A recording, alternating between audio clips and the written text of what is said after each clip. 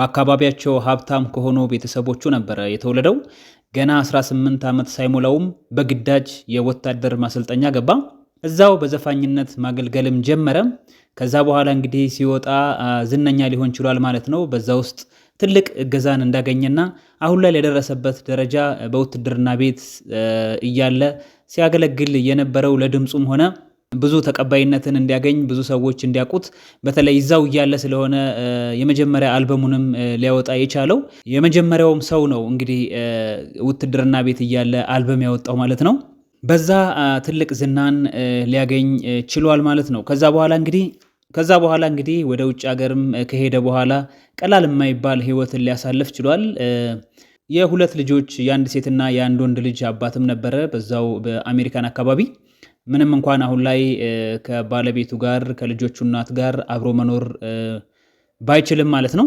እዚህም ሀገር በመጣበት ሰዓት እንግዲህ አንድ ልጅ እዚህ ሀገር ደግሞ ወልዶ እንደነበርና እንግዲህ ወደ 3 አካባቢ ልጆች እንዳሉት ነው ማለት ነው አጠቃላይ የሚነገረው ደረጃ። እንግዲህ አብዛኞቻችሁ እንደምታውቁት በተለይ ውጭ ሀገር የሚኖሩ አርቲስቶቻችን ብዙ ጊዜ ትልቅ ቻሌንጅ ትልቅ ችግር የሚሆንባቸው ምንድነው? ለፖለቲካው መጋለጥ ነው። ይሄ ሲባል ደግሞ እንደ ልባቸው ኮንሰርት ማዘጋጀት አይችሉም። ሁሉም ፌስቲቫል ላይ ማለት ይቻላል መገኘት አይችሉም። ከኛ ጎራ እየተባሉ ይሰቃያሉ። የሰርግ ፕሮግራሞችን እንኳን እንዳይሰሩ በየአዳራሹ እየተሄደ ይጮህባቸዋል። ይሄ እንግዲህ ሁሉም የሚያውቀው ነገር ይመስለኛል። ደረጀም እንደዚህ አይነት ነገሮች የደረሱበት ዘፋኝ ነው።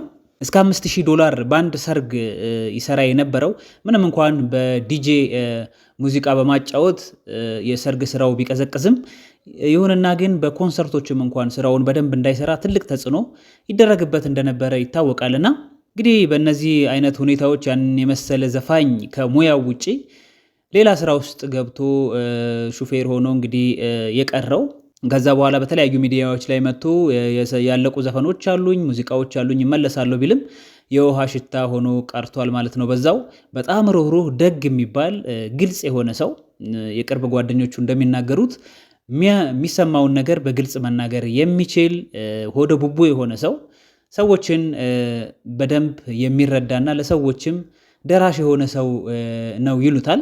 ይሁንና እንግዲህ አሁን መረጃዎች እየወጡ እንደሚገኙት ከሆነ በጣም ታሞ ያን የመሰለ እንግዲህ በጣም መልካም እንደሆነ ይታወቃል ደረጀ። አሁን ግን ያ ሁላ ቀርቶ ያ ሁላ ውበቱ እንደሌለ ሆኖ እንግዲህ ታሞ እየተሰቃየ እንደሆነ ነው እየተነገረ የሚገኘው። ለዚህም እንግዲህ ብዙ ወገኖቹ እንዲያግዙት ከዚህ በፊት እነ ቴዎድሮስ ታደሰ እነ ጂጂን እናስታውሳለንና በጣም በሀገራችን ሌጀንድ የሚባሉ ሙዚቀኞች ናቸው። ወደ ህዝብ መውጣት ባለመቻላቸው ብዙ ስቃይ ደርሶባቸዋል። እንዳይታከሙ እንዳይረዱ ይባላልና በተለይ ጂጂን እንደምታስታውሱት ከሃይማኖት ጋር ተያይዞ ይመስለኛል የፕሮቴስታንት ሃይማኖት ተከታይ ከሆነች በኋላ በቤት ውስጥ ብቻዋን እንድትጸልይ አፓርትመንት ውስጥ ብቻዋን እንድትኖር የተደረገበት ነገር አግባብ አለመሆኑን ብዙዎች ሲገልጹ ነበር።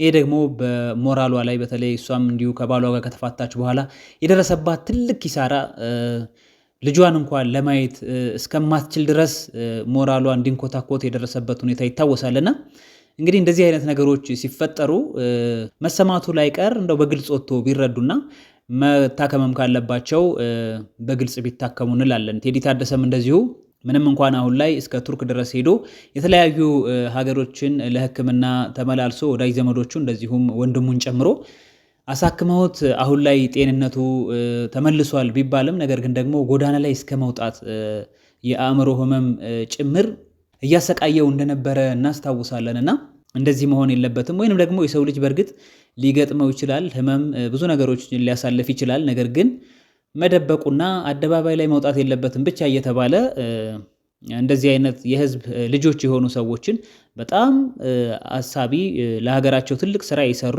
ሩህሩህ ሰዎች ደግሞ እንደዚህ ሆነው ሲጎዱ በጣም ያሳዝናልና እንደዚህ መሆን የለበትም እንላለን። ለማንኛውም ቴዲ ታደሰ በቅርቡ ታክሞ እንደተሻለው ሰምቻለሁና እንኳን እግዚአብሔር ማረህ ለማለት እወዳለሁ። እንግዲህ የደረጀም ተመሳሳይ እንዳይሆን ስጋቱ አለ። ምንም እንኳን ወንድሙን ታስታውሱታላችሁ እንደሱ ሙዚቀኛ ነው፣ ዝነኛ ሙዚቀኛ ነው። እሱ አንድ በዚህ በሰሞኑ ላይ በሚነሳው ጉዳይ ላይ ወጥቶ የተናገረው ነገር አለ። ብዙዎች ግን ይህንን ነገር እየተቀበሉት አይደለም። ምንድነው ግን እሱ ያለው ደረጀ ደገፋውን በተመለከተ በማህበራዊ ሚዲያ የሚወራው የተሳሳተ መረጃ መሆኑን እየገለጽኩኝ አሁን በመልካም ጤንነት ላይ ይገኛል። እንደ እግዚአብሔር ፈቃድ በአዲስ ስራ ብቅ ይላል። ተጨንቃችሁ ለጠየቃችሁን እግዚአብሔር ያክብርልን ብሎ ነበረ መልእክቱን ያስተላለፈው። በዚህ ሴንቴንስ ውስጥ እንግዲህ በዚህ አረፍተ ነገር ውስጥ አንድ ልንረዳው የቻልነው ነገር አለ። ይሄ ምንድነው? አሁን በመልካም ጤንነት ላይ ይገኛል የሚለው እንደታመመ ማመለካቻ ነው ማለት ነው። ስለዚህ ለምን ታመመ ሳይሆን ነገር ግን ደግሞ ከዚህ በፊት ቅድም እንዳነሳሁት ትላልቅ አርቲስቶች ቤተሰቦቻቸው በእንደዚህ አይነት መንገድ ችላ በማለት ነገሩንም ባለማመን እንደ ወደ ህዝብም አናወጣውም በማለት እዛው አፍነውት ለትልቅ ኪሳራ ሲዳረጉ ለትልቅ ችግር ሲጋፈጡ እናያለንና ይሄ እንዳይሆን ብዙዎችን በኮሜንት ላይ ይሄንኑ ነበር ሲያስተላልፉ የነበሩትና ሰየው ምናልባት ተሽሎት እንደተባለው ደና ከሆነ ጥሩ። ነገር ግን ደግሞ በትክክል በዛ አካባቢው ያሉ ሰዎች ምንድነው የሚሉት? በጣም ተጎርቶ ዲሞራላይዝድ ሆኖ ኦሬዲ በቃ ትልቅ የሆነ ችግር ውስጥ ነው ያለውና ከህዝብ ጋር መገናኘት ይፈልጋል፣ ማውራት ይፈልጋል። ምናልባትም አንዳንድ ጊዜ ወቀሳዎች ነበሩበትና በዚሁ በፖለቲካው ተያይዞ የመቧደን ነገር አለ እንደምታውቁት እኛ ሀገር።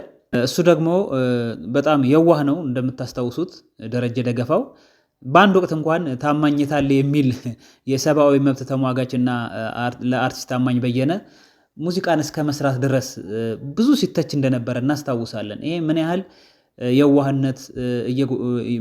የዋህ እንደሆነ ማሳያ ይመስለኛል። ስለዚህ እንደው ነገሩ ቀለል ብሎ ታይቶ እንዳይጎዳና ሰዎችም ሳያገኝ ቀርቶ ከዚህ የባሰ ችግር ውስጥ እንዳይገባ ነገሩን በደንብ ግልጽ ብታረጉት እና መታከምም ካለበት ምናልባት መረዳትም ካለበት ምንም ማለት አይደለም ቢረዳና ለሱ ተረድቶ ቢድንና በስራው ድጋሚ ብናየው ነው እንጂ ለምን ወደ ህዝብ ወጣ ለምን እርዱኛ ለሚለው ነገር አይደለም ዋላው ትልቁ ነገርና ይሄ ምናልባት መታሰብ አለበት ለማለት ነው። ቀደም ብዬ እንዳልኩት በትዳር ውስጥ እንዳልሆነ በጣም በተደጋጋሚ በሶሻል ሚዲያው ላይ ሴትና ወንድ ልጆቹን በተደጋጋሚ ፖስት እንደነበረ ስለነሱ ይጽፍ እንደነበረ ተገንዝቤያለሁ፣ ተመልክቻለሁኝ። ይሄ ደግሞ አንዳንድ ጊዜ ዲፕረስድ ጭንቀት ውስጥ የሚገባ ሰው አንዱ ማሳያም ጭምር ነው። ልክ ነው። በደስታ ጊዜ ምንጽፋቸው ነገሮች አሉ። ግን ደግሞ እንግዲህ ከልጆቹ ጋር ከሚወዳቸው ልጆች ጋር ተለይቶ መኖር በራሱ በተለይ ውጭ ሀገር ሲኮን ቅድም የጠቀስኩላችሁ ጂጂም ቴዲም እንደዚህ አይነት ነገር ነው የገጠማቸውና ይሄ ነገር ትልቅ የሆነ ህመም አለው። ለዚህ ደግሞ ትልቁ መድኃኒቱ ምንድነው ብዬ አስባለሁ እኔ ወጥተው ስራቸውን እንዲሰሩ መድረክ እንዲመቻችላቸው ከዛ ነገር ውስጥ እንዲወጡ እንዲረሱት በማድረግ ይተካል ብዬ አስባለሁ እንጂ ቤት ውስጥ በመዋልና ዝም ብሎ ሕክምናም ቦታ ብቻ በመመላለስ እንደዚህ አይነት ነገሮች በቀላሉ ሊታከሙ አይችሉምና ይሄ ነገር በደንብ ቢታሰብበት እላለሁ። በድጋሜ ደሬ እንግዲህ መልካሙን ሁሉ ይቅጠምህ ለማለት እወዳለሁ። መልካም ቆይታ